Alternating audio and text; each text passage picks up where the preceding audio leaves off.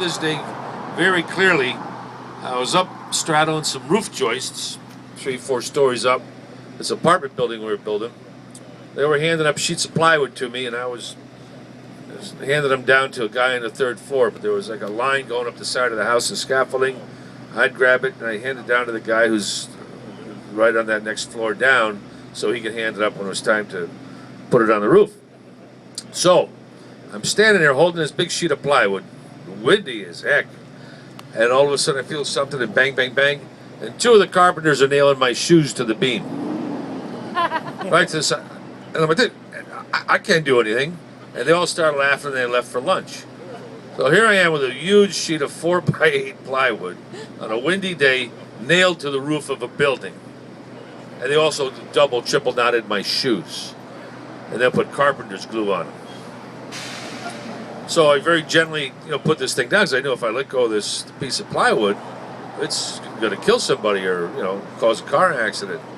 So I had a razor knife and I undid the laces of my boots, and it took me all that lunch hour just to get my boots out of the beam because it toenailed it into the side of the boot. And it was one of the happiest days of my life. To this day, one of the happiest days of my life, because if they didn't accept me, they wouldn't have bothered. After that, I was one of the crew. Now today, we don't do that. We have an entitlement society where if you're in Little League and you show up to try out for the team, well, here's your uniform, here's a glove, and here's your hat. They'll take the picture, and at the end of this, we're going to guarantee that you're going to play. At the end of the season, you're going to get a trophy. Why? You haven't done anything. You stink at the game, but you're still going to get rewarded for stinking? Because when I was a kid, at 8 years old, you had to try real hard to make that team. And if you didn't make it, the guy said, you know what? You stink. You're not on the team. Go find something else to do. Well, again, you have that choice. You have that hard choice to make. You say, do I practice more? Because all my friends, it's embarrassing. All your friends are on the team and you're not. So do I practice more? Do I become part of that team? Do I find another sport? Do I study music? Do I want to learn another language? So at 8 years old, we all had the ability, we had the opportunity to face an emotional crisis.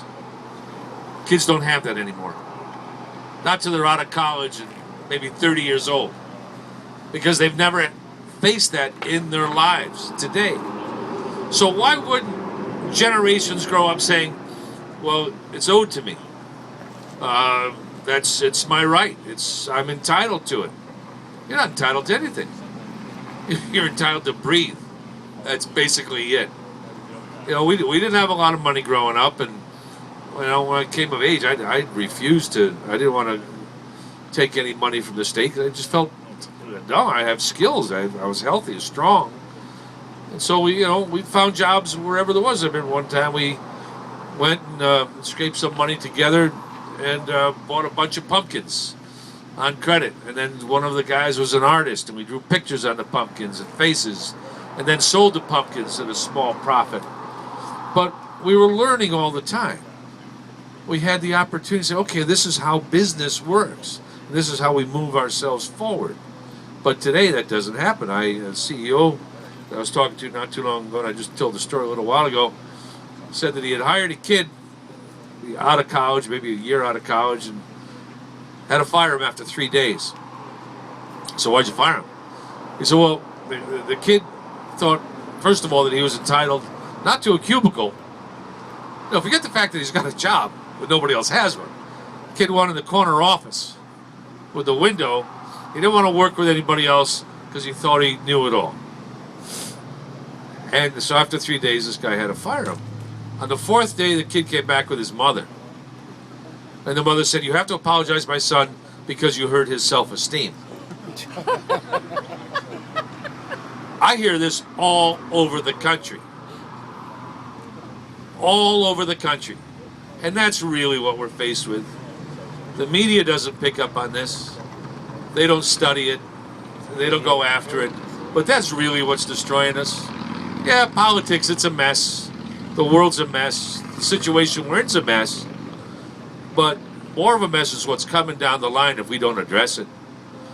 Because the average age of a skilled worker today, somebody that we took for granted when I was a kid or a teenager, a young man, a welder, tool and die maker, highly skilled people, bricklayers, they're a dime a dozen. But now they're not. Because we're an entitlement society. And we told our kids, you got to go to college. No, it's a dirty job being a bricklayer. You don't want to do that. Great. Now we've got a lot of people with degrees in sports management, sociology. We don't have anybody who can lay bricks. And I'm not just making that up. Try to find a welder. Well, this area, again, it might be a little different because you've got so much farm machinery. But even if there are, that those people or other people are coming to them, offer more money, come work for them. The guy I met last night at the airport, great guy, very friendly guy, came up and because he wanted to say thank you for your show Made in America, and where I traveled around the country, profiling companies all over the place. And the guy said he's a boiler maker in New York, makes big boilers for companies. And after giving me the statistics of how many companies closed down because they all went to China to make stuff there cheaper, he said he has to hire his welders from South America because we don't do it here anymore. We don't teach our kids how to use their hands. And every great inventor that has pushed Western civilization along and raised us up to where we are today as a child was a tinkerer. Thomas Edison, Steve Jobs, Steve Wozniak. That's the most successful company in the history of the world. Right now today is Apple Computer. And both of those guys were tinkerers as kids. Steve Jobs, I knew Steve. And he used to work with his dad on cars. His father was a mechanic. But he looked at things in a common sense way. There was no theory there. It's all common sense. This square piece is not going to fit into this round hole. And life is like that. But also when you do those jobs, you understand fractions, you understand geometry, algebra, cause and effect, and you understand how to put things together. Now, the commandant of West Point told me, he said the best Army officers in the military come off of farms. So why is that? He said, because on a farm, you have to know so much about so many things. But for some reason, we've gotten to where we are in society that people with those skills are looked down on. How do we do that? What happened? Was it the 60s? Where all of a sudden everybody had to be fabulous and I'm going to be a songwriter or an actor or a poet. Okay. It's even that song, I don't know if you remember the Beatles song, Lucy in the Sky with Diamonds. And the lyric is, picture yourself in a boat down the river with tangerine trees and marmalade skies. All right. My question then and now is, who built the boat? You're not floating down any river, pal, unless somebody builds that boat. And the person that builds the boat better have the skills to build the boat, because again, you're not going anywhere. But that's what civilization is based on. And once again, all those people out there in the world that the newspapers tell us are against us and hate us, you give them the opportunity to get either medical care here now, I don't know what it's going to be like in a couple of years, but to come here for their child's heart valve transplant or something else serious in their lives, they would jump at it. But, for all intents and purposes, they hate us because of our philosophy. And it, not for nothing, but, there's a cartoon, about their prophet, and, that's sort of, they say that's the excuse they're burning down embassies. We know it's not. We know it's a clash of cultures. But yet, in the United States, we have a Broadway play that makes fun of Mormons. They're okay. The Mormons aren't burning down any buildings. You know, they're not killing anybody because this Broadway play is making fun of them. You know, okay. You know, let's just go about our day. But you put a cartoon in a magazine about this other religion, and what are we apologizing for? This country is based on freedom of speech. Freedom of speech. So that's my opinion.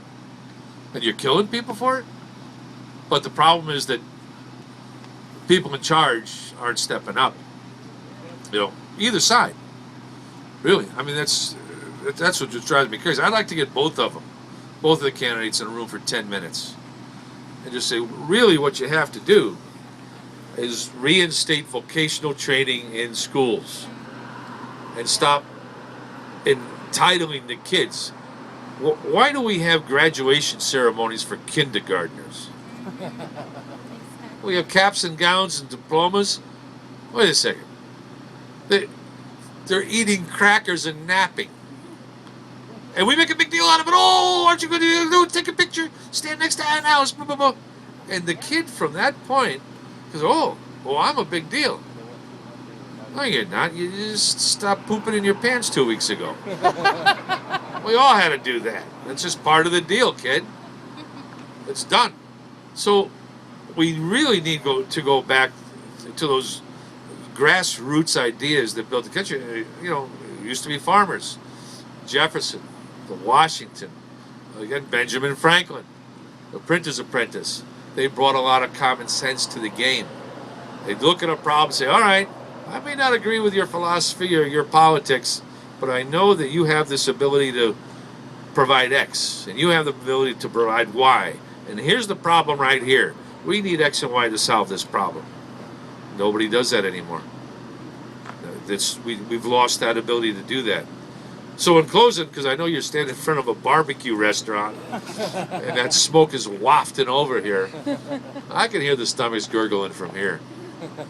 But I just want to know if anybody has any questions, and the first answer I'll give is, no, that wasn't real beer that we drank on Cheers. That was fake beer. But thank you, and vote your conscience, and it's tough.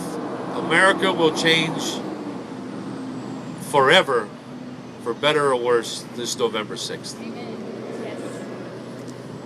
It's up to you. So, any questions? Like where I got the jacket? Or go ahead. I've got one.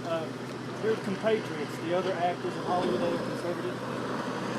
Can you tell us some of them that aren't really saying they're conservative, but they are?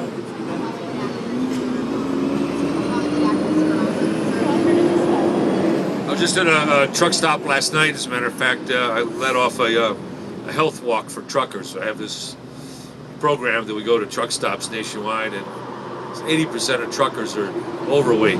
See, that's another job. They're running out of truckers. The industry is running out of people to drive trucks.